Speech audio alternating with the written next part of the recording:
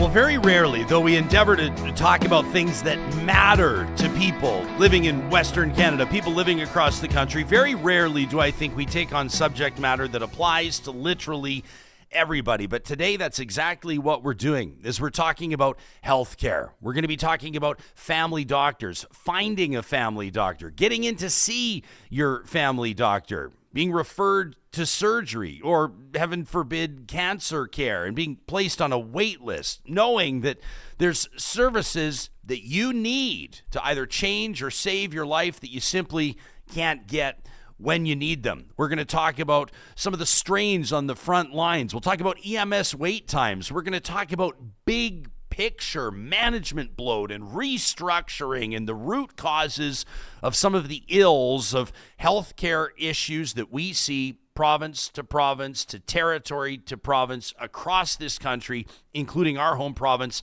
of Alberta.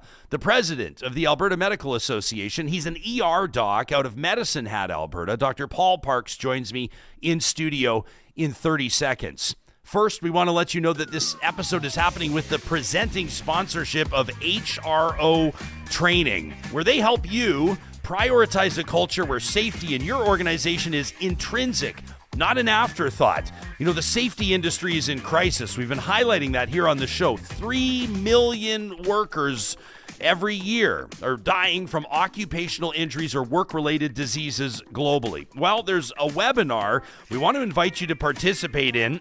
If you're one of those working with an HRO and you're in charge of ensuring safety for your organization, you're not going to want to miss this. As Chris Labossiere, CEO of We Know Training, and Rob Stewart, an applied behavioral scientist, take on HRO Professionals, a roadmap to high professional safety. This is designed to help your organization develop a project and industry-wide culture through better performance assurance, increased collaboration, and mutually beneficial partnerships. You can learn more by checking out hro.training/webinars. And don't forget, you can save 20% by using Ryan20 during checkout. That's Ryan20 when you check out at hro.training/webinars.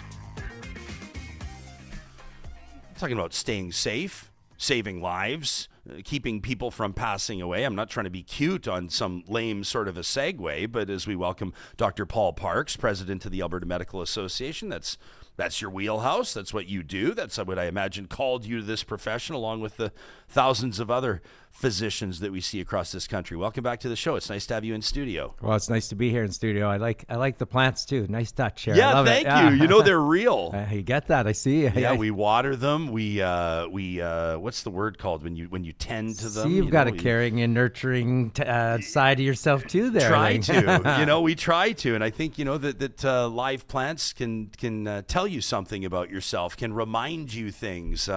Although I've heard from some friends, one of the reasons why I'm so good at killing plants is that I over-nurture. Ooh. I hover over them. I don't know if there's maybe healthcare professional or certainly parenting metaphors that we can draw from this. One of my friends, I looked at the plants in her place. They just thrive. These just big, huge, beautiful plants that she's had for years. And I said, "What's your secret?" And she says, "I had to learn to ignore them. Just let them be, hey? Had to stop watering them every 3 days or so." Right.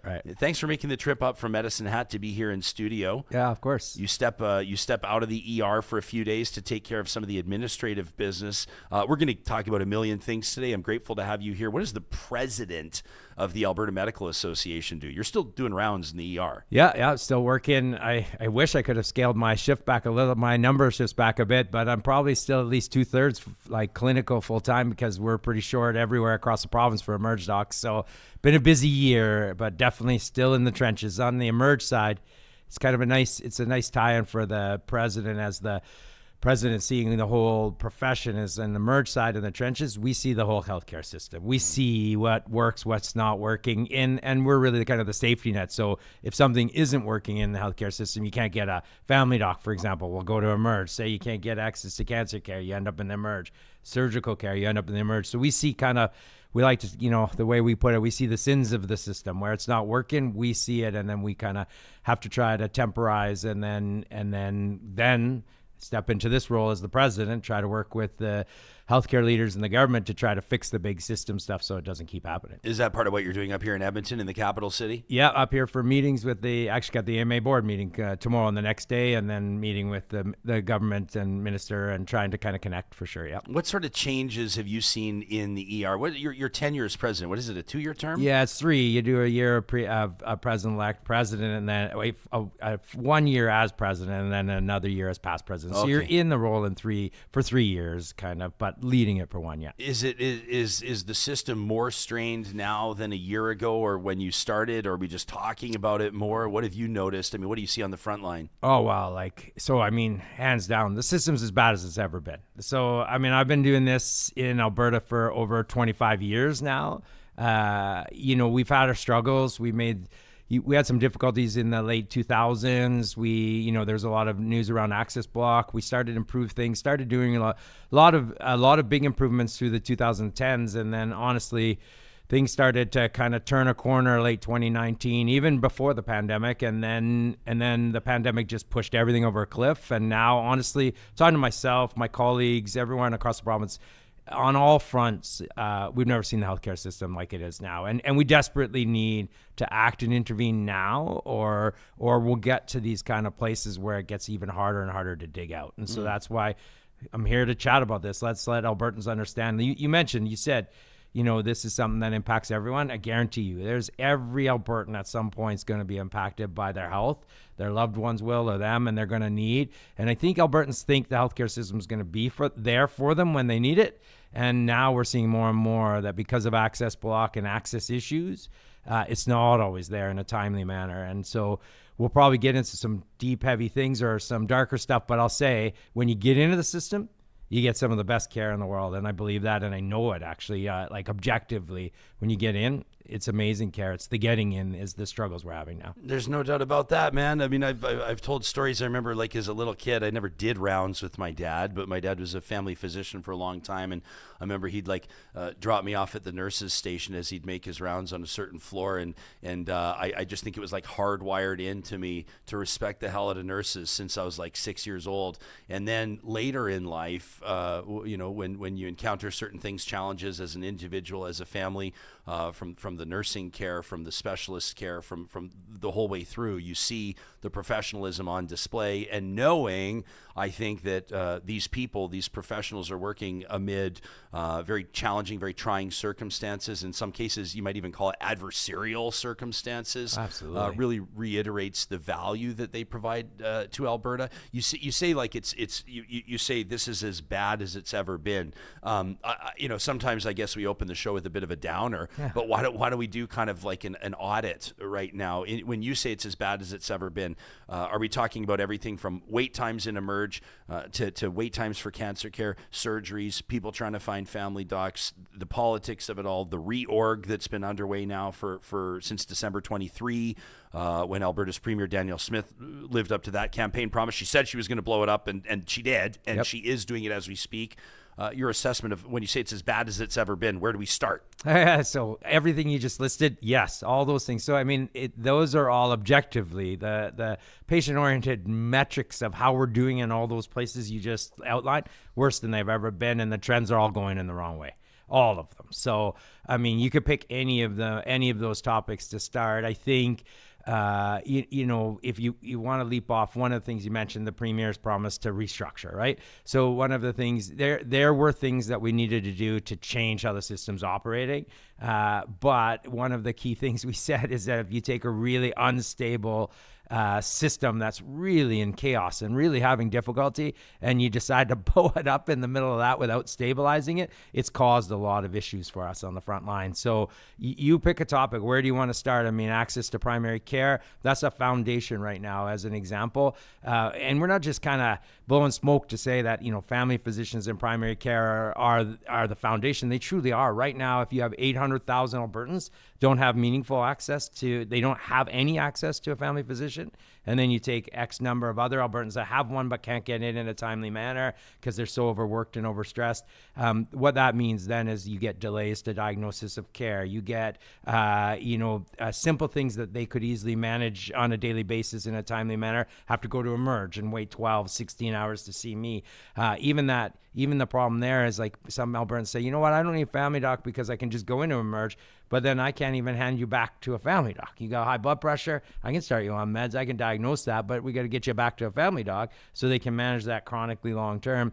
That has just been, that by a long shot has been our focus, saying, listen, if we don't shore up that side immediately stabilize it and invest and make it so that we can kind of really get a robust primary care access, the rest of the system's doomed. You get surgery, you got to go back to your family doc for post-op care. You get cancer care, you need to go back to a family physician specialist so you can get that follow-up care. And that's actually after the care. What about the diagnosis? Every day, a lot of things. What about the diagnosis? Yeah, I'm seeing lots, and myself and my colleagues almost daily now. I was working all last week in the Emerge. I saw lots of first-time diagnoses of cancer, quite extensive advanced cancers because of delays to access. And so that's the last place you want to get. What do you mean people are finding out in the ER? They're seeing me, and their first time they're getting a diagnosis is that there is from me seeing, and the tests that I'm doing in Emerge. And then the kicker that makes it even worse is I say, listen, I'm going to try to get you to a cancer care specialist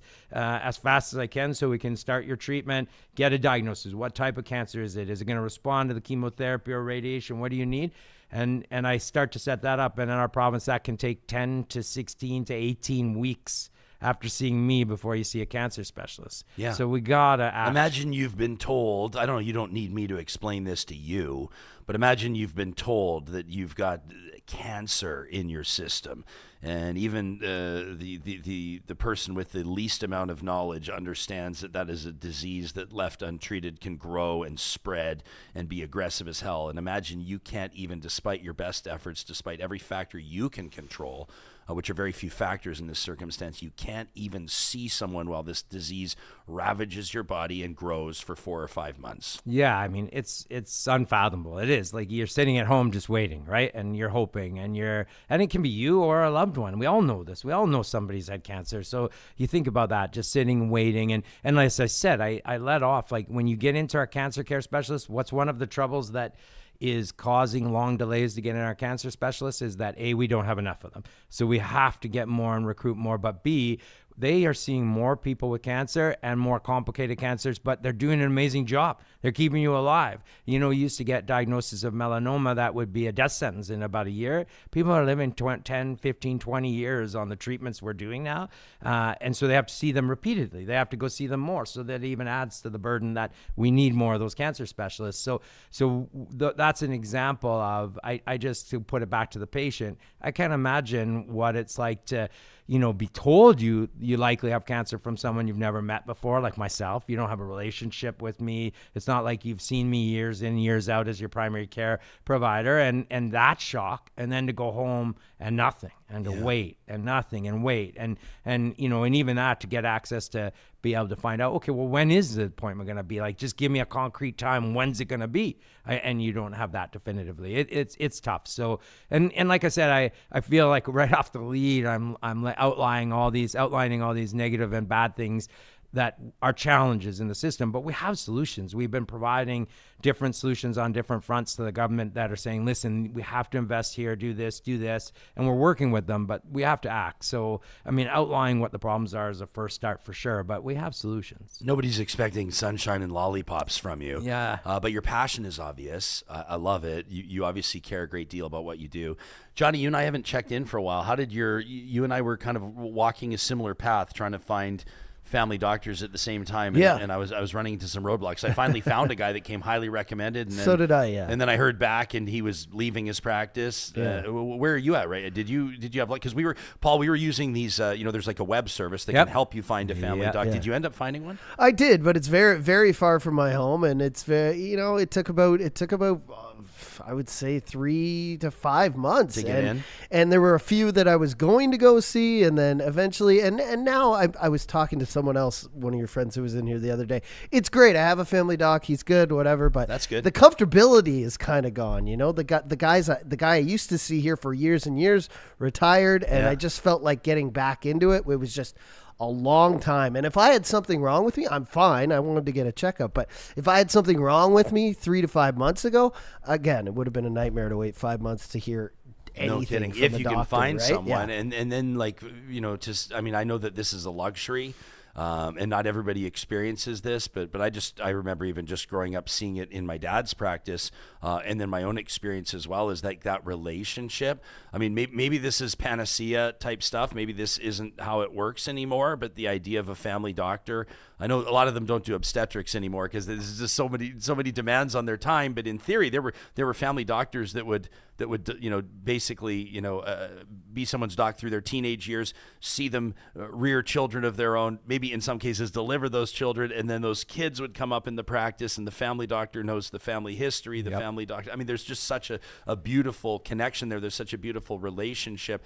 Maybe I'm describing the 1970s. No, you're bang on. I mean, is that still in theory, like looking at the best practices? People talk about primary care network, stuff like that. Is that still in theory what you think the doctor-patient relationship should or could look like? No question in my mind. In fact, what you just described. So when we've been pushing a lot on this and working with government, saying we have to shore this up, and that's what you're describing. We call it longitudinal family medicine or longitudinal primary care, where you have that cradle to grave, right? We need that, and we have them all, we have ways to do that. So you know, like that's a key. That's a perfect example of why is it so difficult to get a family physician now, and why are we in this position where you truly can't find someone. Even if you can find someone now, sometimes it's just episodic care. You can just do walk in, see the doc, and then you're out, and you don't have that longitudinal type access. And in a nutshell, what happened there is in the last probably 5, 6, 7 years, we totally stopped investing in that type of care in Alberta,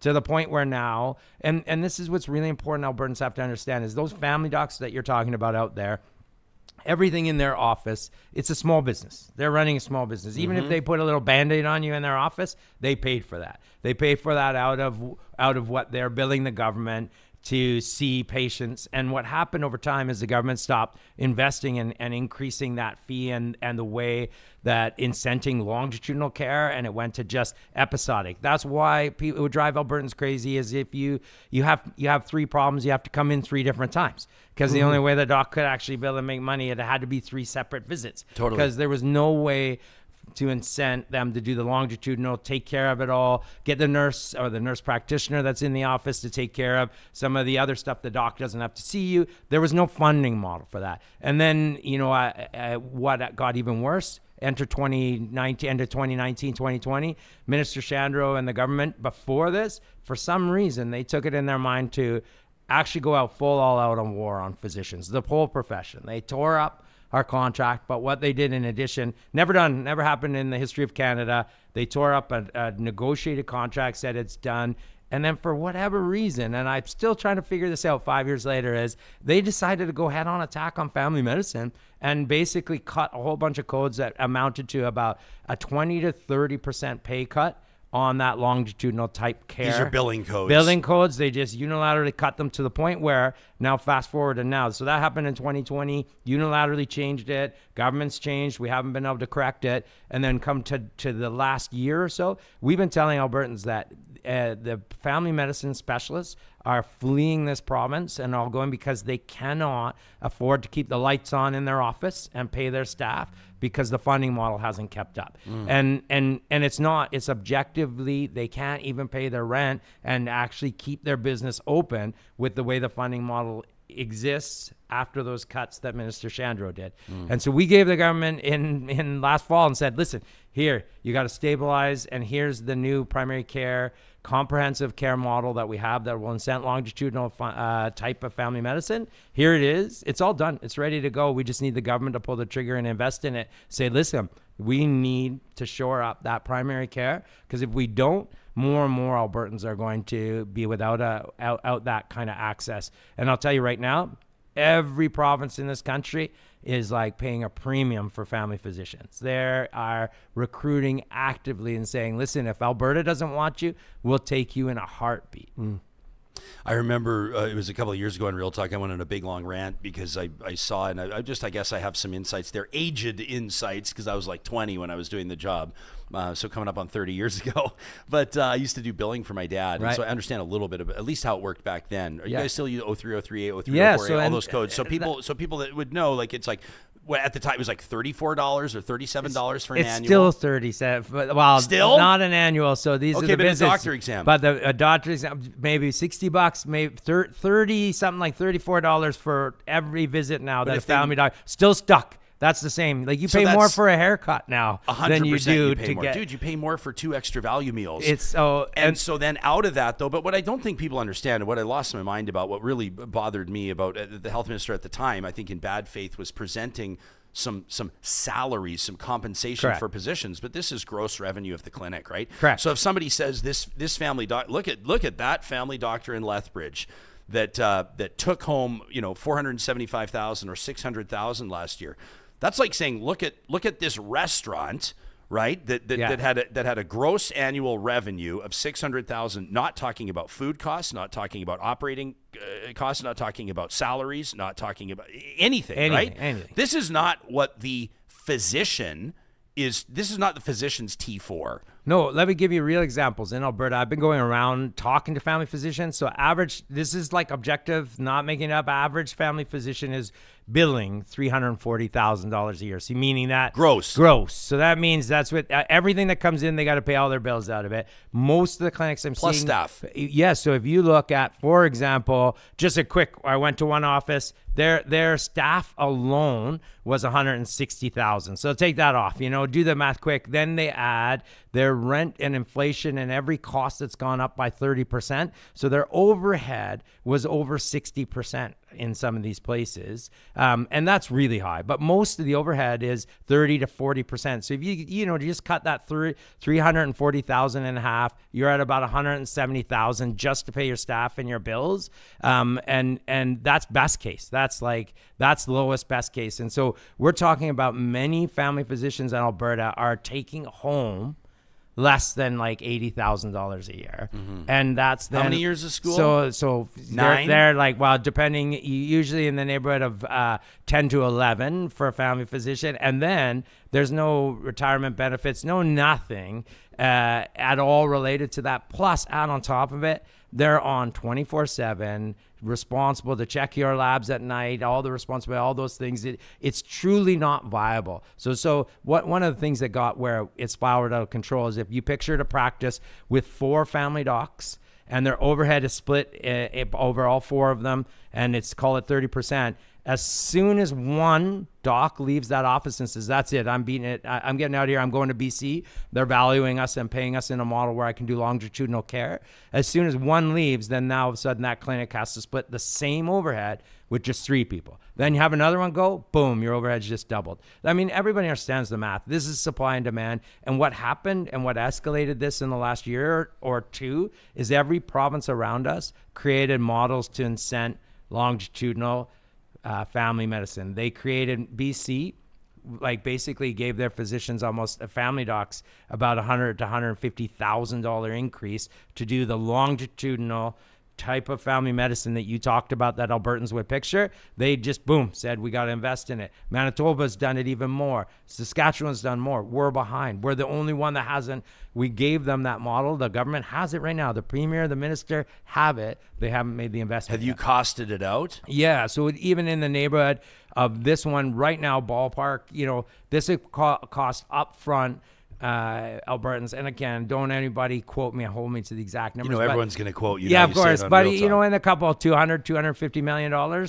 to shore up and invest and be competitive with the rest of the country to shore up family Less medicine. than what I thought you were going to say. Yeah, man, it's something, come on, like the amount of money we spend on other things that are maybe, not as critical as the foundation of family medicine, that's to shore up. We know now, can we find savings down the road?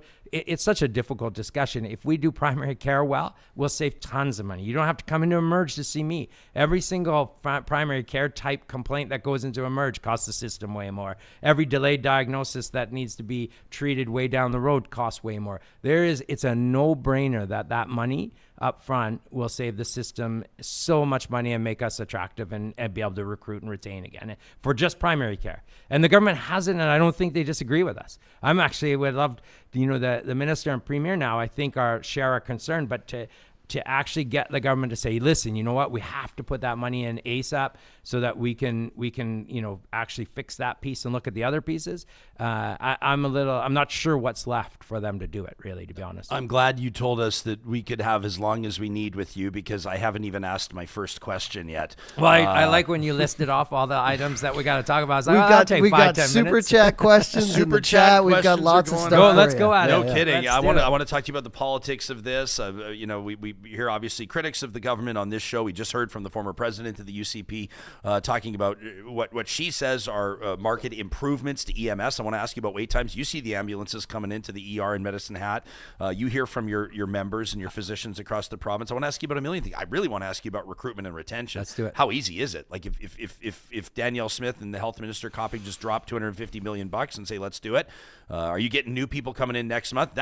More with Paul Parks, Dr. Parks, president of the Alberta Medical Association, in 60 seconds. First, I want to remind you that this episode happens with the support of Athabasca University, Canada's open university, and there is an AU advantage. You can learn more about what that is by checking out their website, athabascau.ca. By choosing AU as your post-secondary institution, you're going to benefit from AU's commitment to flexible study options, accessibility for students around the world, personalized learning plans, and a supportive community. That's why more than 90% of AU alumni say that they're satisfied with their post-secondary experience and they're working in the field that they studied in. Not every post-secondary can make that claim. I'll tell you that much. You know that to be true if you've had that experience yourself. Take 2 minutes today and check out the AU Advantage at athabascau.ca. And our friends at Friesen Brothers are putting out the call to watermelon lovers. That's right, watermelon lovers. Watermelon Fest is coming up July 20th and 21st at Friesen Brothers across the province. Friesen Brothers is welcoming National Watermelon Queen Jules Singley at the Rabbit Hill location, Stony Plain, and all other stores as well on Saturday, July 20th. Glenora and Fort Saskatchewan will welcome the National Watermelon Queen on July 21st. That's right. There's a chance for visitors to the stores to win Friesen Brothers gift cards worth $100, plus free balloons for kids and a ton of watermelon specials through the day, as you might expect. You can find out more information at friesen.com/watermelonfest. What's your favorite summer treat? I'm big on watermelon. Oh yeah, you gotta love a watermelon. Well, see, I'm also a craft beer guy, so maybe even having a nice fresh craft beer and some watermelon, that's a good mix. Or some grapefruit. Grapefruit goes good with craft beer. Oh my gosh. Well, there are a couple. There's the Main Squeeze ale. Who does? Yeah. I'm drawing a blank right now. Is that Alley Cat? I think that does Main Squeeze. And then our friends at Arcadia Brewing. If you have a second during your visit to Edmonton, they're in Manchester Square off 107th Ave. They've just rolled out their Time for Kindness. That's what the brew is called. It's a watermelon wheat ale. Yeah. And all the proceeds from that beer are supporting community outreach initiatives. How cool is that? That's so you can crush a watermelon craft beer and feel good about it at the same time. We've got Whitream in the live chat, and I will get to some of the super chat questions as well. But Whitream says basically healthcare shouldn't be treated like a business in the first place. Goes on to say that basically this we need to end this billing system as it exists, have flat salaries, have all doctors and nurses as AHS employees, all clinics like franchises owned by AHS. Does this sound like a viable alternative or a nightmare to you? Well, that one might be going to an extreme, but so you know what, to tie the solution we gave government around the family medicine one, it's a mix of that to a degree. It's called the physician comprehensive care model, but the gist of it though, it's got some of those elements they're talking about where it's actually going to pay X amount of money that is related to the panel. So if the physician has a certain panel size, they have a guaranteed income from that. Then there's some money for the time they spend, and then there's some money for the volume. The one thing that I would say is that blended model gets rid of this episodic, just have to see 100 patients in a day to try to pay your bills.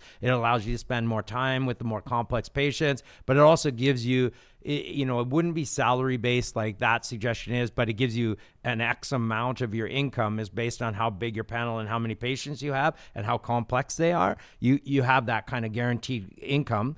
And the beauty, though, you have to be in the middle, because if you just get a salary, regardless of how you work, you might just see 5 patients a day and make the same amount of money, versus if you have it where it's all volume driven, well, then you're only going to see the quick and easies and see 100 patients in a day, and not see that maybe, that real sweet but weak and dizzy little old lady that might take you a long time. Everybody's grandma, that might take you a lot more time, and maybe they have a lot of medical conditions. You won't see those patients because they take you too much time and you can't turn them over fast. And so it's got to be in the middle, and that's the plan that we've given government. We're ready to go. Other provinces have done it. It's there. They just have to pull the trigger and invest in it. But it's a perfect example of that. There is no question the fee-for-service model that you saw, where it was almost all pure fee-for-service and volume, that's broken. It doesn't work in the system anymore. And every province and every country that's doing this right is moving toward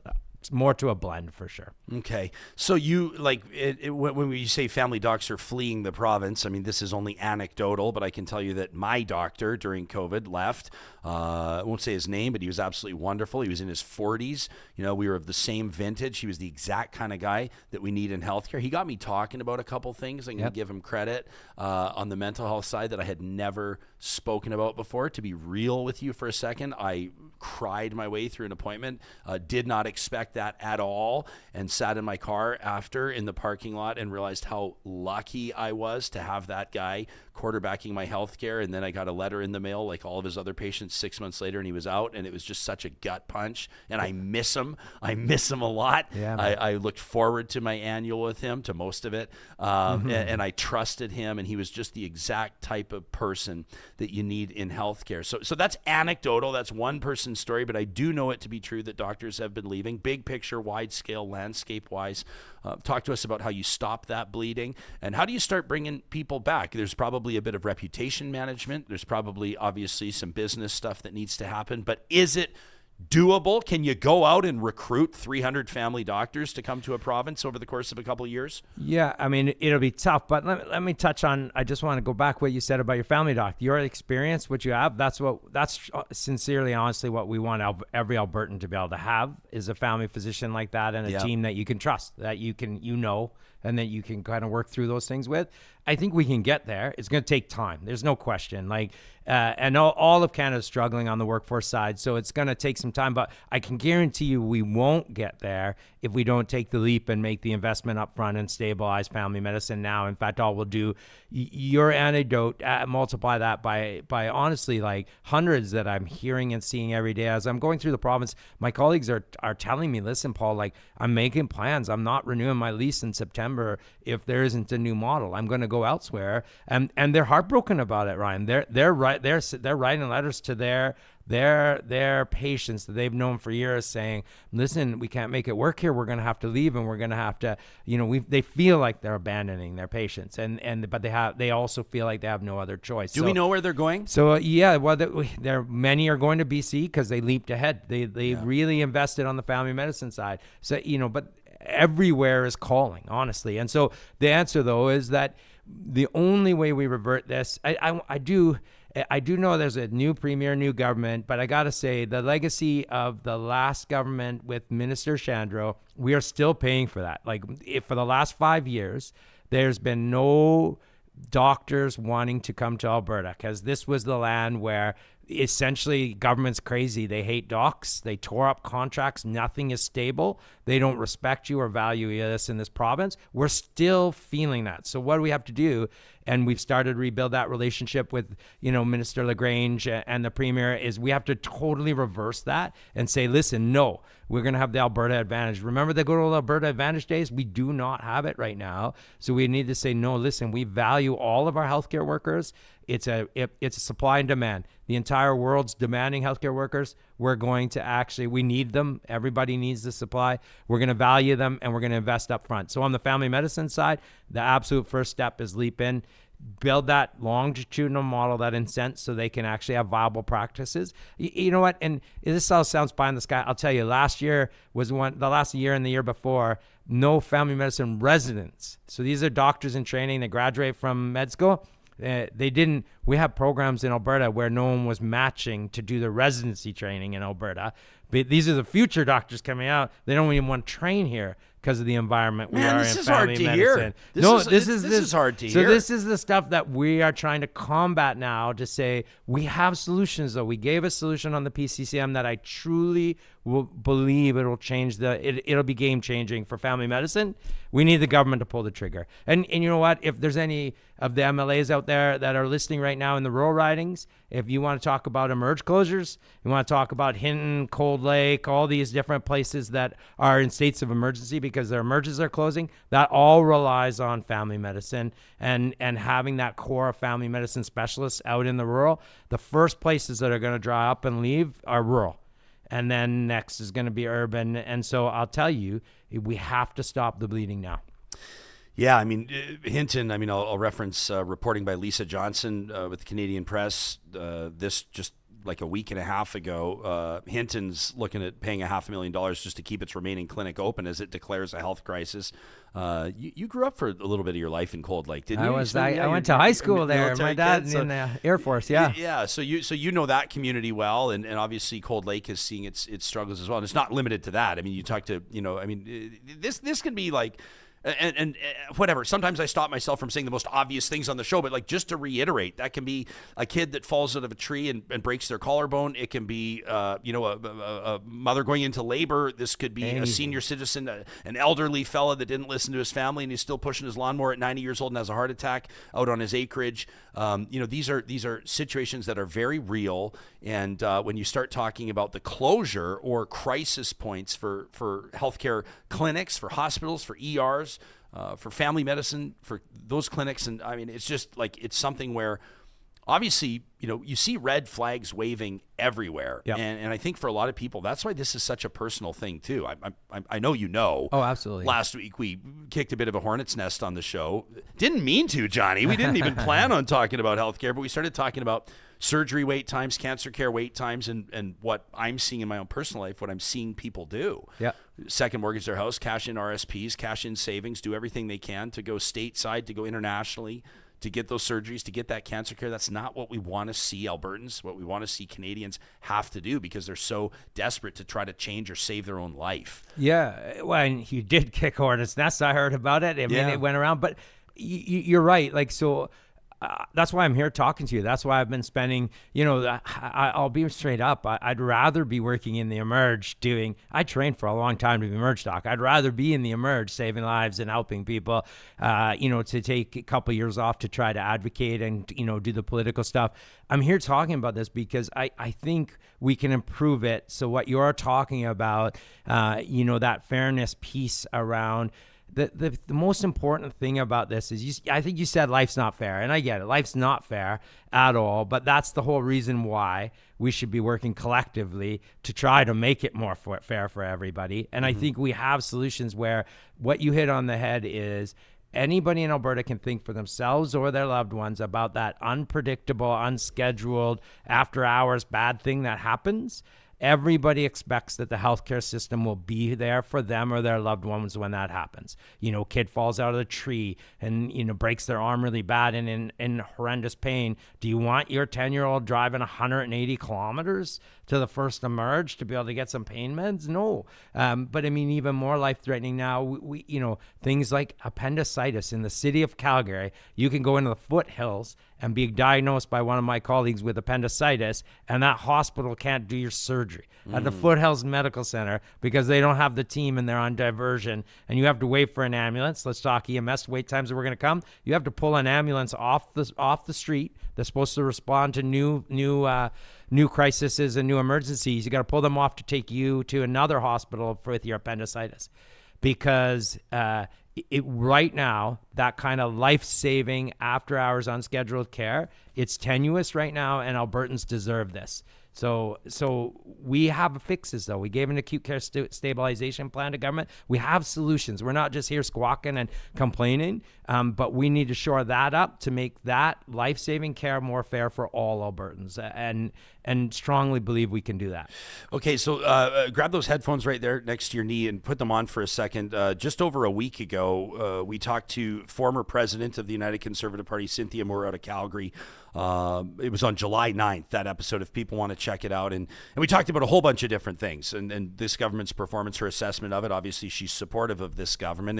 And she made a claim on the healthcare front in particular about ambulances and about EMS. And I wanted to get your take on this. So this is Cynthia Moore on Real Talk back on July 9th. Something that she was really interested in at the beginning was EMS. And so she tasked RJ Segerson to look at EMS because he's a former paramedic, and they've made real progress on EMS. And you even, just anecdotally, when you talk to people, the EMS service is better. It's more responsive. People don't sit in the hallways the way they did. And so, it's Who's saying EMS service is better?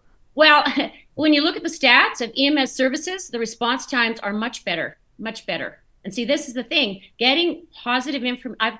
Because I worked in it for 20 years, I worked in healthcare fundraising, and getting positive information out about the healthcare system is very difficult. People don't want to hear it. They want to hear that we've got a terrible healthcare system. Well, it's just not true. Okay, so that's Cynthia Moore on the 9th of July on this show. Your assessment? Oh, a couple things. I fully agree with her that we should be. I want to stress that I agree with her about the good news. We do amazing jobs when you get in. It's all about access. But to go to EMS, there is good objective data that we started to make some good improvements about a year ago. We're losing headway on EMS by a mile now. It's starting to degrade and go back the opposite way. Wait times are getting worse. Access time out in the community is getting worse. But here's the kicker. The reason that is because all the bottleneck is in the hospital. The bottleneck is in, it sounds really simple. For out there, Albertans are like, listen, the ambulance comes in with someone sick, just drop them off in the emerge and let them deal with it. You get back on the street. That's what we want. We want to create that solution. But here's the thing. They'll come to an emerge department, call it Edmonton, call it the U of A. At the U of A, there could be 70, 80 people in the waiting room. There could be, just in rough numbers, the U of A has 50 emerge beds. 45 of those emerge beds could be admitted patients with strokes, heart attacks, cancers, needing They're not surgery. going anywhere. They're stuck in the emerge. 45 out of 50 beds can't go up to the hospital because there's no beds in the hospital. So now look at this, 70 people in the waiting room, 10 ambulances lined up with their patients in the hallway, waiting to get the next bed, and there's 5 beds to work out of, and they got heart attacks and new people that are really sick. And so it doesn't matter what you do in terms of tweaking EMS if you can't fix that offload time in the emerge, the bottleneck to get those patients up into the hospital. And then here's the kicker that the premiers bang on right about, and we've been talking about this for a long time. Why is the hospital full? Probably the bigger reason and the biggest bang for our buck is long-term care. We have about 30% of our hospital capacity in Alberta right now is taken up by people who could be discharged from hospital, but they need somewhere safe to go. And that's continuing care, whether it's long-term care, assisted living. And so invest on that end and you'll fix EMS. So you know what? You want a simple answer. It's a complex system. And what's kind of frustrating and where you'll circle back to front lines for emerge right now is my colleagues, they're starting to leave emerge practice in droves because we are literally in the front lines getting all these ambulances being dropped off where we can't manage them. They're in hallways, really sick people, and none of those patients going up to the hospital and stuck, and we can't even do our job to take care of the next sick emergency. And so we're losing so many of our good emerge nurses and our physicians because of the moral distress of seeing, 10, 15 ambulances lined up and 70 people in the waiting room, and we have no beds to take care of them. And we know we can walk out and say, you look pretty like, Ryan, you look like you might be having a heart attack. I need to get you in here. Yes. To do this and this and this. And honestly, there's lots of delays because of that block up and that access block. And so that's where in December, we gave the government an acute care stabilization plan that would help mitigate some of those pieces in the hospital. And unfortunately, they haven't acted on that yet. Now we get to get them moving on that. So I want to say we did make gains on EMS off times. We did. If you look last summer, they started to get better. Part of that was because we did a mandatory offload and emerge kind of started to move. But then the pieces downstream in the hospital and long-term care didn't get fixed. Boom, we're just back to where we have no wiggle room again now. Every person is different. Every professional is different. But can I ask you a personal question about the stress of overseeing or working in an ER or in a scenario where, what did you call it? Moral distress? Moral distress. Where you feel you desperately want to help someone, you feel like you can't. If something happens, if that person does keel over and have a heart attack in the waiting room. Yeah. Obviously they'd be shuttled off quickly, or you find something, whatever, but like you can't do what you feel like you need to do. You told us 20 minutes ago about oftentimes, you see what you may believe to be cancer, order some tests, and the first time that somebody hears cancer, looking into their eyeballs is from you, and maybe they weren't even expecting it. What's that stress like on you? What's that stress like on mid-shift, at the end of a shift, overall? I mean, do you sometimes walk in for a shift already feeling anxiety? Oh, absolutely. And I know my colleagues, talking to my emergency colleagues across the province, like that's becoming more and more regular, where you walk in and you look and you're like, oh my gosh, I'm doomed to begin with, right? Yeah. This day is going to go from bad to worse, and you know it right away. And like, I have to stress that the healthcare workers, you talked about, so we're struggling with retention and recruitment. We're struggling. Our workforce is about 80%. One thing I would love, here's some news out there, Albertans, the healthcare workers that are showing up in that environment are doing their best. It's not like that we're not working in the back. We're not trying to move things around. We're not trying to be creative. I've seen heart attacks in the hallway, like, and get stuff started, and we all do that. We've seen cases where, I'll give you examples regularly. My colleagues, my buddies tell me in Edmonton, Calgary, routinely we'll diagnose an appendicitis sitting in the waiting room, get some blood work, start some stuff, and they'll go to the operating room from our waiting room. So we're trying our best. And so the piece about that is be patient. The teams that show up are trying really hard, but then flip it around to the patient perspective and what you're talking about. Yeah, that and I'll give you a better example. Think about the triage nurse. That's the nurse out front in the waiting room who's trying to sort and decide. You register and they try to say they deserve a raise. Who needs to come in next? Like, they're looking at things like real examples of a family, with an elderly parent that's had a stroke that's old. It's been more than 10 hours that are firemen carrying this patient back and forth to the waiting room seats and to the bathroom because they can't walk independently for 10, 12, 14 hours. And we want to get them in and help them, but there's no space. And then when we get a space, sadly, someone else is sicker and needs to go into that space, and that person waits longer. So that's the kind of stuff that we're seeing on a daily basis, that we're saying, listen, we can do better. Like, we have solutions. Government has to invest on some of these pieces in the acute care stabilization up front, so that we can move some of these pieces around, so that AHS can do some creative solutions in the hospital and downstream. We've given some solutions, but we truly need government. I believe the minister and the premier share our concern on this.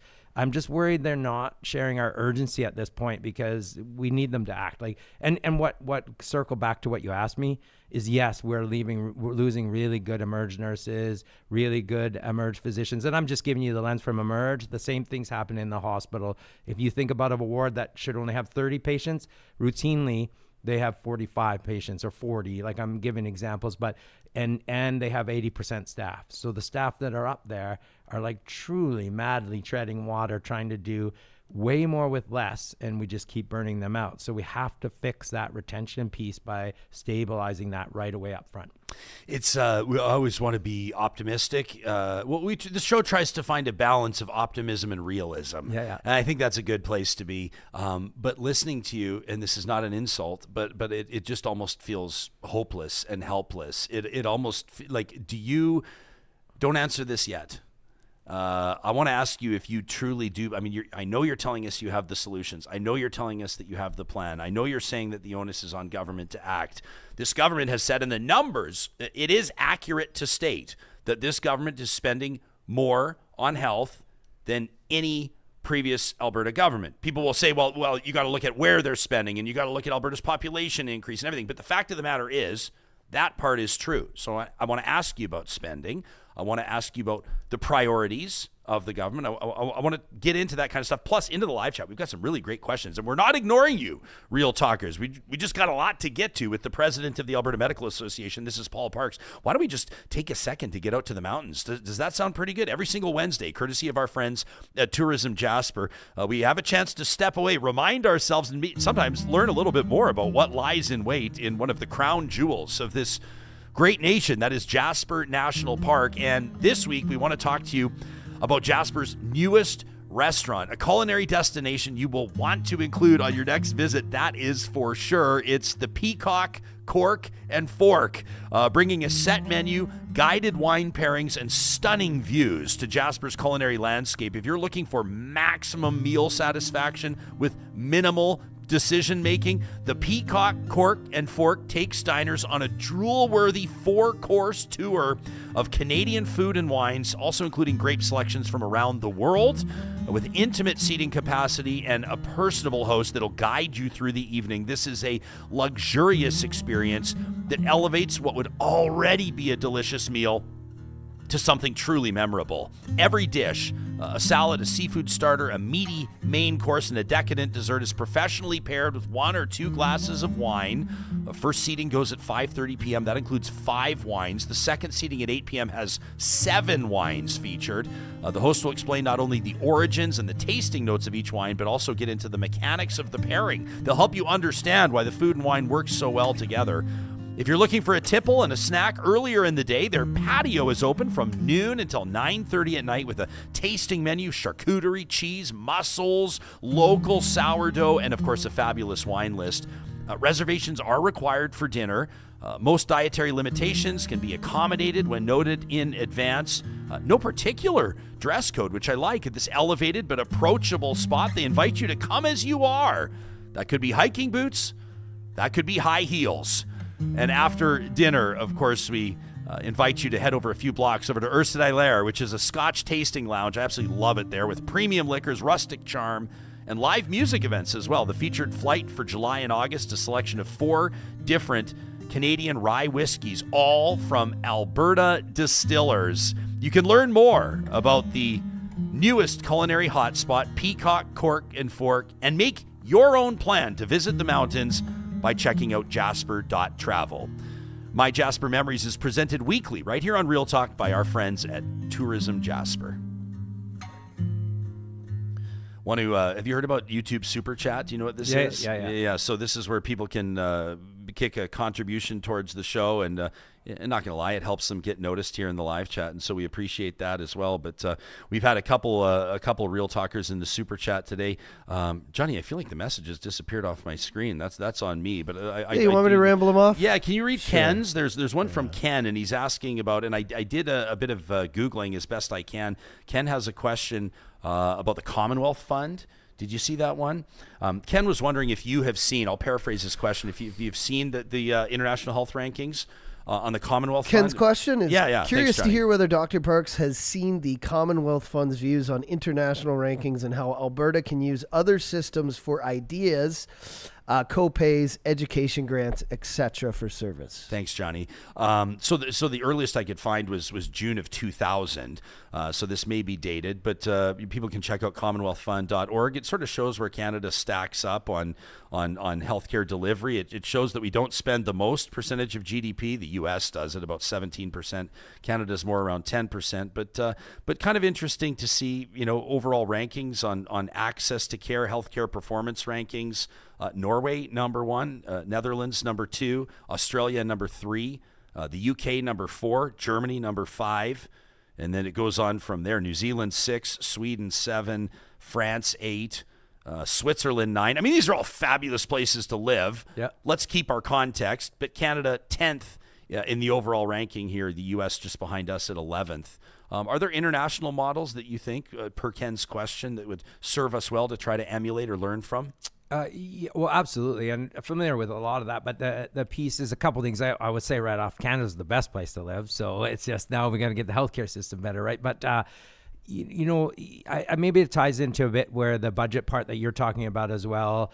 One of the things is there might be a legitimate argument right now that when we look at how much we're spending and what we're getting value out of how much we're spending, should we be looking at it and doing it differently and better?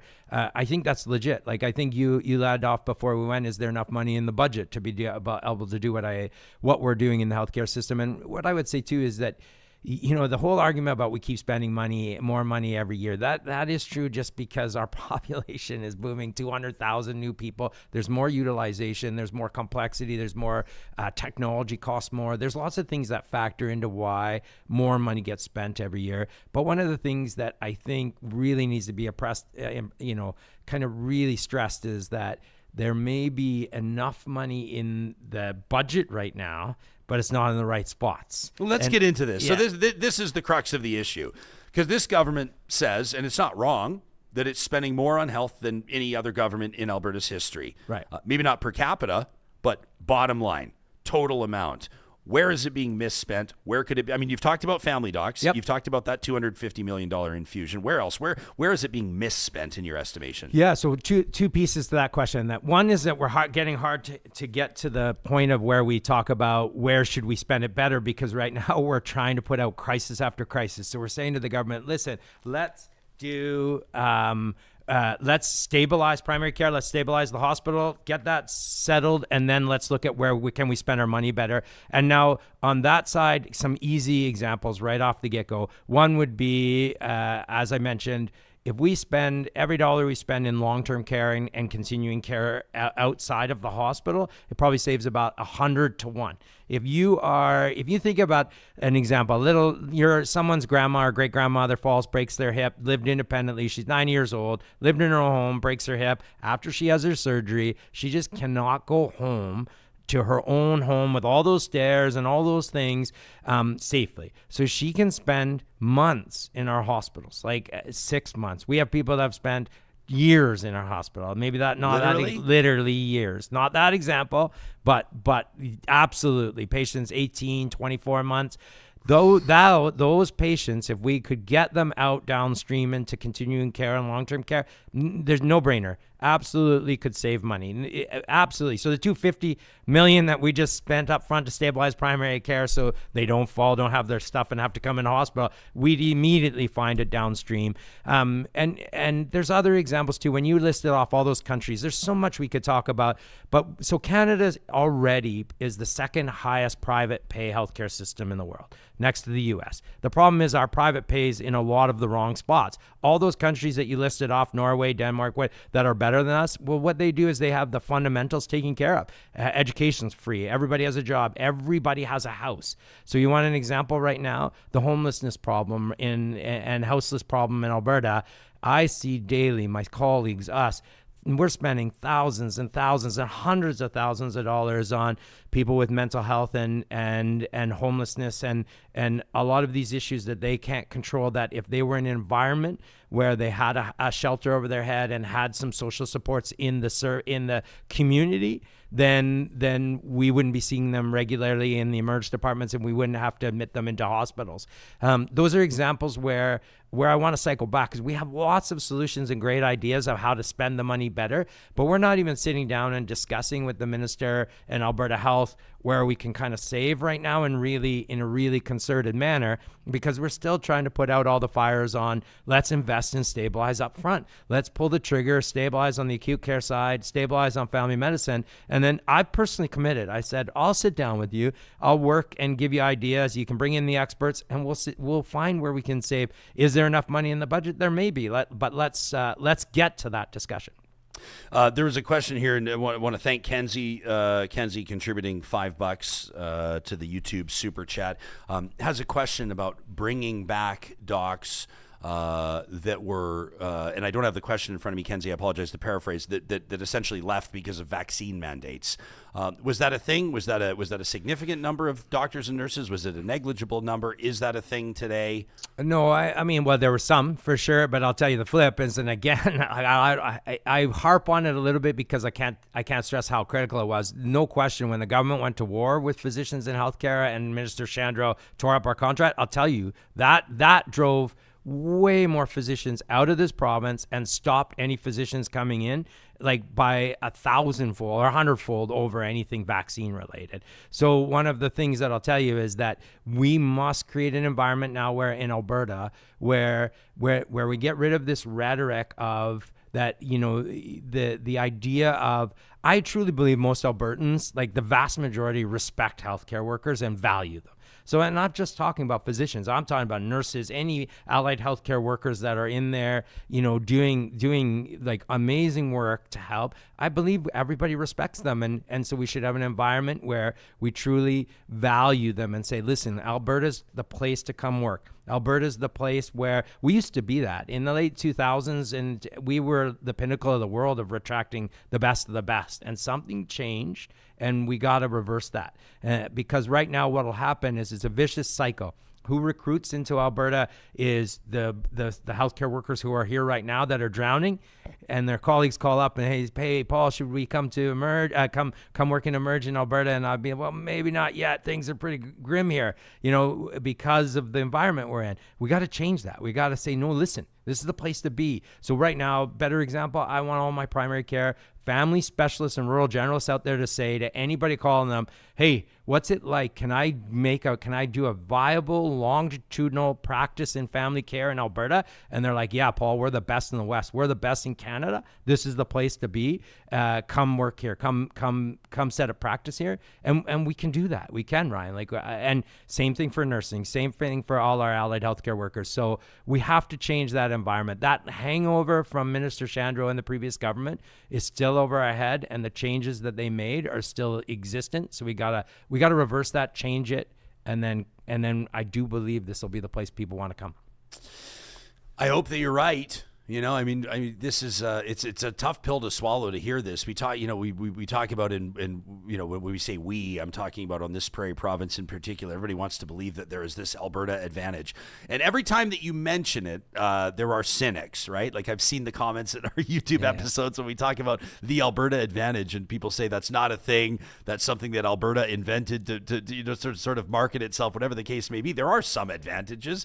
Number one, we just talked about Jasper National Park. There's an advantage, right? There's the natural beauty. Absolutely. There's the people. There are things like no sales tax. I mean, there are some advantages. Certainly our housing prices are a little cooler than elsewhere in the country, but this sure doesn't sound like there's any Alberta advantage when it comes to healthcare. And that's going to be tough for a lot of people to hear if they didn't already realize it. Yeah, but I think we can reverse it. Listen, I like to think that I'm more of a realist too, but I wouldn't be here talking to you or trying to work with government and trying to work collaboratively if I didn't think we could fix it. We did. There was a period of time. I've worked in this province since 2000. We did have Alberta advantage. There was in healthcare. We were absolutely one of the best in the world for recruiting and retaining, and an amazing work in care gets done here. And our teams are still phenomenal. Like I said, when you get in, you will get absolutely some of the top-notch care in the world. It's just that right now all of our struggles are access related. And if we don't break the vicious cycle of that kind of downward spiral of being able to just retain who we have now and be able to recruit in, then it just keeps getting a bit worse and worse. And like I said, I know I've repeated it lots, but the government has, the minister and the premier have some plans. Alberta Health has it sitting. This is something, if I can, there's a lot of Albertans don't know the difference between Alberta Health and Alberta Health Services. So Alberta Health is the government. It's the bureaucrats. They make the decisions now with restructuring, refocusing. They're making all the decisions. They control all the budget. They control almost like 100% of what's going on now. And Alberta Health Services just is an operational arm that runs the hospitals essentially. And they do it at the whim of Alberta Health's decisions on budgeting. And so right now there's plans sitting with Alberta Health that I think would really change. And I think we're really close. I just think it takes the premier and the government to say, hey, we have to make these investments up front so we can stabilize it, so then we can look at, okay, where's savings in the budget? How do we fix long-term care? How do we fix some of these other pieces that there are solutions for? Can you give me your assessment of, as far as you know it and you understand it, of this restructuring? This was announced in December of 23, right? So, ish half a year ago. And it's being sort of restructured into 4 different avenues of service delivery, right? Isn't it like acute care, mental health? Can you remind me? Yeah, acute care, mental health, continuing care, and then primary care. Okay, do you think that that's the right way to do it? Is this look at your face. For the podcast listeners, you just got this gleam in your eye. You sound like you may not be convinced. I will say, first off, restructuring in the middle of chaos is always a bad thing, but maybe some things that have changed. I'll say this. There's no question that there, in a nutshell, there was what happens in the hospitals versus what happens in the community was very disconnected. Meaning, if you need to get mental health in the community versus mental health care in the hospitals, they weren't integrated and very connected. Same as primary care, same as continuing care. And so there was definitely a need to be able to integrate and connect those services better. How they've structured it in these 4 different kind of silos. I have some concerns just around how are those, if they are not connected and not integrated and not working in a kind of coordinated manner with some oversight over top of it, it's going to be infinitely worse. It's going to mean 4 bureaucracies, 4 administrations, 4 CEOs. It's going to be like 4 mini AHSs and all the trouble that legitimately there were some concerns about. If we don't set it up properly, if we can connect it to be integrated, seamless, and that's the big if right now. Government's been struggling really hard to just even set up the framework, but we're dead in the water. As a simple example for everybody to understand is if continuing care doesn't have some responsibility, those nursing homes and that continuing care org doesn't have full responsibility to pull out the alternative level of care patients that should be in long-term care and doesn't pull them out of our acute care system, I'm not mincing words, our acute care system will collapse. It will fail. What do I mean by that? It means when you have your appendicitis in the middle of the night, we won't be able to take care of you because there's no beds or areas to operate if we don't get this right. That's what's at stake. So, that's why I'm saying right now, when they tried to do some of this refocusing and restructuring before we stabilize those pieces, it makes it a lot tougher, and it's really paralyzed a lot of key decision makers within AHS, for example. If you're just tuning in, live streaming the audio on the Mixler audio app presented by California Closets, we're talking to Dr. Paul Parks, an ER doc out of Southern Alberta, the president of the Alberta Medical Association. When we come back to wrap, I want to ask you to speak directly to high school students and undergrads. Okay, that's coming up in just a quick second. This conversation is happening with the support of our friends at Kubi Renewable Energy, who are doing amazing work helping Canadians, in particular Western Canada. We're talking BC, Alberta, Saskatchewan, Northwest Territories. You know, the provinces taking all our doctors? No, but Kubi's sending talent into those provinces as well. And of course, helping folks decrease their carbon footprint. That's right, they're putting solar panels up on roofs of homes, of office buildings, of barns, of cottages, of cabins, you name it, Kubi does it. And as their team grows, well, opportunity grows for you. If you're looking for a career as an electrician, an installer, a salesperson, HR professional, office manager, you name it, Kubi is staffing up in Kamloops, in Lethbridge, in Calgary, in Edmonton. You can check out the careers link at kubienergy.ca to learn more about those opportunities at Kubi. Our friends at California Closets are ready to welcome you to a free consultation where they'll serve you up a coffee. They put you in touch with one of their brilliant designers. We've sat down with them as well. This team is unbelievable at finding ways to creatively work with your budget to design a custom closet or a storage solution, no matter where you need it. It could be a big, beautiful walk-in closet. It could be a minor but significant improvement to your boot room. Maybe it's your laundry room. Maybe it's your guest room or your garage that needs that extra love and attention. It all starts with that free design consultation where you can learn more about their unique approach. Their work is cost competitive at California Closets, and it comes lifetime guaranteed. You don't find that everywhere. You can book your free consultation today at californiaclosets.ca. At Complete Care Restoration, for more than a quarter century, they have been helping restore properties and rebuild peace of mind. If your community is impacted by wildfire this summer, if your living or workspace experiences smoke damage, if you see a sewer backup or you're dealing with flooding, maybe you found asbestos or black mold as part of a renovation project, leave it to the talented and trained team at Complete Care Restoration. Don't handle this on your own. You can find them available, ready to respond 24/7 online at CompleteCareRestoration.ca.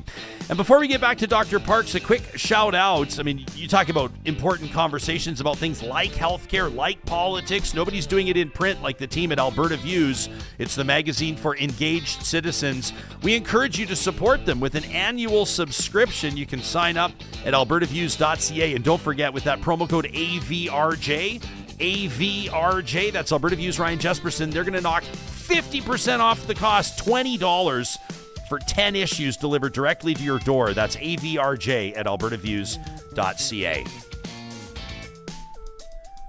So I'm not saying that young people, because I'm more and more impressed with young people every single day. The more that I talk to, the more that I meet, and we do have an engaged young audience here as well. The best emails I think we get are the ones from high schoolers and university students. Yeah. The subject matter is resonating with them. So I'm not going to suggest for a second that they're not as politically engaged, but maybe they're a little bit more optimistic, or maybe they realize the onus is on them, because a lot of times we are leaving them a mess to deal with. So we need the best and brightest in fields like medicine, in fields like healthcare.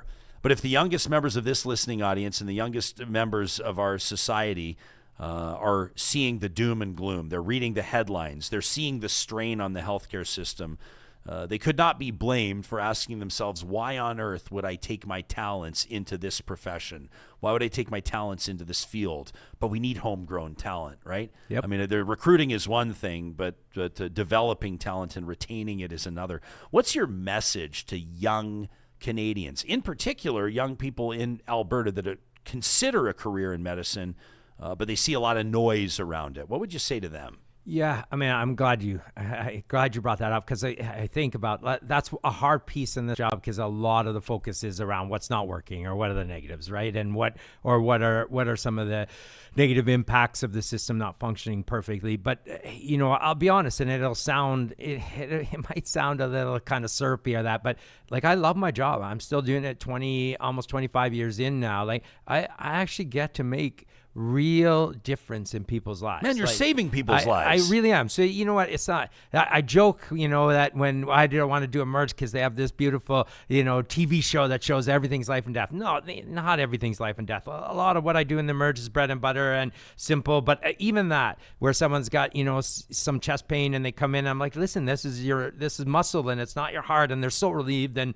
it makes a big impact. But there are times where every single shift, I truly am able to make real meaningful impact into people's lives. I can save some people's lives, but I can make lots of people's lives infinitely better, way better. And I can help guide them into a difficult system in Emerge. I can help get them access to some of the pieces that are very difficult. And the same thing with my colleagues. Like, you mentioned nurses, like, who runs the world, who runs the hospitals? The nurses. Like, I can't do my job without the nurses, and they're amazing. And that you can't have healthcare without the people to give the care. So, and I want to say, it's an amazing job.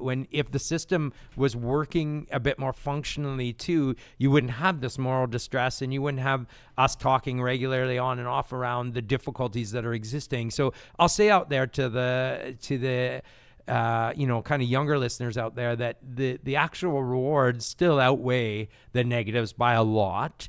And those one-on-one interactions with, maybe that's a better way to put it, is when you look at the big system as a whole, you can be like, holy, that's daunting. Like, why would I even try?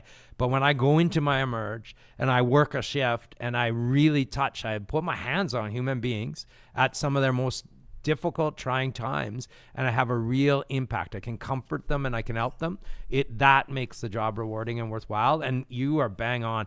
Some of the initiatives we're taking around training in the rural communities, like in Lethbridge and Grand Prairie, creating university satellites there. Some of the things we're doing to increase our training here locally, because we know they'll stay where they train. So if they train in more regional and rural areas, they'll stay, upping all those kind of things, and just making Alberta attractive to be the place to stay and to train. That's the piece. That's what I said at the start. We have to break the narrative. We have to stabilize things and say, listen, this is the place to be. And then if we can get our younger, newer generations coming in, stabilize, fix the system, and get them coming in, they're going to have bigger and better and brighter ideas than us. And I think there's hope. It's a good place to be. Do you think the nurse practitioner funding model thing is going to ease some of the pressure on the family doc thing? Are you optimistic around that? It's the devil's in the details of how it plays out. If it's connected and they're more, yes. So here's the thing. Again, this is why I'll tie back in. If we need more of everything. We need more physicians, more nurse practitioners, more physician assistants, the programs that are bringing in there, more nurses. So we need more of everything, unquestionably. The biggest thing, the two biggest things that you'll add is more plus connected. Anytime you disconnect them and put them disintegrated and have redundancies and have them isolated, that's no system in the world works well when there's disconnections. So nurse practitioner model, if they're connected and working full scope, but connected with family medicine specialists and rural generalists, it's going to be a good thing. If they're disconnected and totally isolated, it's going to be redundant. It's going to cost more money. It's not going to get the bang for the buck that we want. Lightning Rod in our live chat says we got to educate young students, encourage them by providing educational options to become healthcare professionals. Kimberly says when we were at the hospital on Monday, she says they saw the original triage nurse at 1:45, saw her leaving the hospital at 11:30. She said, "Oh, you're still here." And she was super nice, says Kimberly. I'm guessing she was working a 12-hour shift. How about this from Mark Doran, who's a good friend of the show. Mark's talking to us. Mark's been fighting cancer. I want to give him a big shout out. But he basically says, he was able to get in and get his cancer care. Said that the wait was longer than expected, though. But he's just completed his last treatment. He says, my cancer care was awesome, but I did have to wait over the recommended time to get his chemo. He says, I had what it was hopefully my final consultation with the oncologist yesterday. Mark, we're thinking of you. I never want to lose sight of the fact that, like, as we're talking about here, and you and I kind of, we realize that sometimes we get into the, I don't want to say doom and gloom because this is real life stuff. Yep. Doom and gloom almost writes it off and makes us sound facetious. But also there's like amazing stuff happening. There are people that are changing people's lives. There are people that are bringing their A game despite adversity every single day. There are people that deserve the applause. It was wild through the pandemic to see people go from cheering and banging on pots and pans and encouraging healthcare workers to spitting on them and telling them to beat it and criticizing them and everything in between. It's just been this wild ride, strikes and gutters, highs and lows. But may we never lose our focus on exactly why so many people are drawn to this profession. They're the helpers. Yeah, well, and I was there. I rode that roller coaster. So, like I said, we got to break that narrative. But I like your point that it is that message there. It's phenomenal. I see it every day. The care that we can do, and cancer care is a good example that honestly our cancer care is phenomenal. It's just the access delays are growing, so we need to fix it. I see every single day how amazing our system is when it's working. And the teams that are in it, and they truly care, the people that are in there. So no, and you know what, like I said, I get kind of tasked to say, okay, hey, Paul, you're the president of the AMA, let's talk about what ain't working. Thankfully, like a lot of it is working really well. Our big pinch point is that bottleneck of getting access into the system that's working really well. And we have solutions. I mean it. We do. We're giving them good solutions. We got to get them. Will it fix everything instantly? No. Are we going to have to take some time to rebuild up our workforce? Are we going to have to get creative and look at the physician funding model, budget and the big budget and say, are there ways we could spend money in different ways that's better bang for the buck? Absolutely. Dr. Anand Shah is in the chat. He says, Paul Parks is an amazing teacher and an advocate for patients and families, and we're lucky to have him. Wow, I'll leave it to Dr. Shah, who states it very well. Thanks for hanging out with us, man. Thanks for fitting us into your your visit to the Capitol, and I know you got a lot of stuff going on here. Oh, anytime, man. It's a pleasure. In fact, almost every item you talked about, we could have talked an hour on just each one. So I know. I'm happy to come back anytime. I think a big part of this now is making. I don't think as many Albertans understand that if we don't act and really work on fixing the system right now, it won't be there for their loved ones and them when they need it. So now's the time to act. So we need to educate people so they understand. Let's keep the good that we got. Thank you for your advocacy. Thanks for your action, your work on you don't call it the lobby. No. You call it the lobby. No, advocacy. GR. Advocacy. Government relations Sure, and government yeah. advocacy. Nobody likes the word lobby, No. but that's more reserved for different industries. But the fact that you pound the pavement on the front line, that you're working the halls of the ER, and you're also in the halls of power at the Alberta Legislature says a lot about the calling that you've accepted as president of the AMA.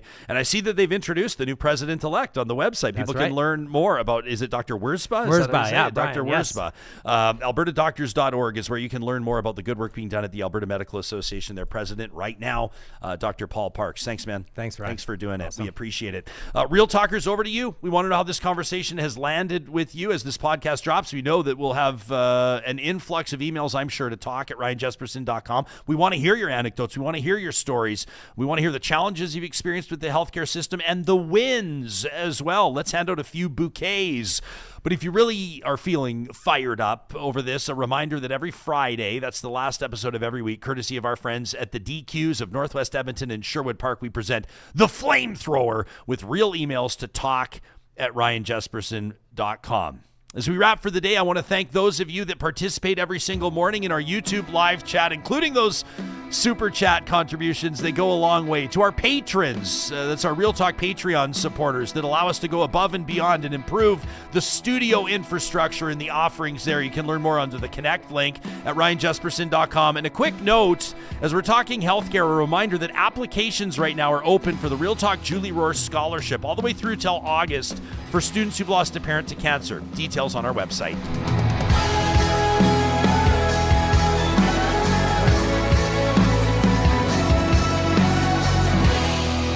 Real Talk is hosted by Ryan Jesperson, executive producer Josh Dunford, technical producer John Hicks, general manager Katie